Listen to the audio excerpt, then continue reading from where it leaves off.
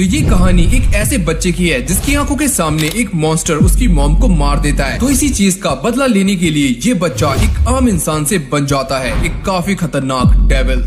तो इस एनिमे की शुरुआत एक आवाज के साथ होती है, ऐसा क्या है जो तुम्हें परेशान करता है और वो किसकी आंखें हैं जो कि अंधेरे में तुम्हारी और गड़ी रहती हैं। और इसके बाद हम एक लेडी को देखते हैं जिसका नाम है जुन कजामा और ये आराम से बैठी होती है। पर तभी अचानक इसे बाहर से एक आवाज आती है जहाँ पर हम ये देखते हैं कि कुछ बच्चे जिन कजामा का पीछा कर रहे होते हैं जो कि जुन कजामा का ही बेटा होता है। और थोड़ी देर के बाद हम ये देखते हैं कि जिन भागते भागते रुक जाता है और ये सारे जिन को पकड़ लेते हैं और उसे काफी गंदे तरीके से मारते हैं और ये बोलते हैं, अबे सुन, आज के बाद इस टाउन में दिख मत जाना, समझा। और मार खाने के बाद जिन वहाँ से जाने लगता है। पर तभी अचानक वो मोटा छपरी ये बोलता है, क्या हुआ, यहाँ से भागकर तुम सीधा अपनी माँ के पास जाओगे उनके पल्लू में छुपने, है ना। और ये सुनने के बाद जिन को काफी ज्यादा गुस्सा आता है जिसके बाद वो उस मोटे छपरी के मुंह पर एक जोरदार लात मारता है और उसका दांत तोड़ देता है। जिसके बाद हम ये देखते हैं कि जिन उन बाकी बंदों को भी काफी गंदे तरीके से मारना शुरू कर देता है और उनको पेलने के बाद वो एक बंदे को मारने के लिए जा ही रहा होता है। पर तभी अचानक उसकी माँ आकर उसको रोक लेती है और उसे अपने साथ घर चलने के लिए कहती है। और जब ये दोनों घर जा रहे होते हैं तभी जिन ये बोलता है कि ये सब उन्होंने शुरू किया था, वो मुझे हफ्तों से परेशान कर रहे हैं। जिस पर जुन ये बोलती है कि इसके बारे में हम घर जाकर बात करेंगे और तुम्हें अभी काफी कुछ सीखना है। और इसके बाद हम घर का सीन देखते हैं जहाँ पर जिन अपनी माँ से ये बोलता है कि वो सब ये कहते हैं कि मैं यहाँ से बिलोंग नहीं करता। जुन कहती है, जिन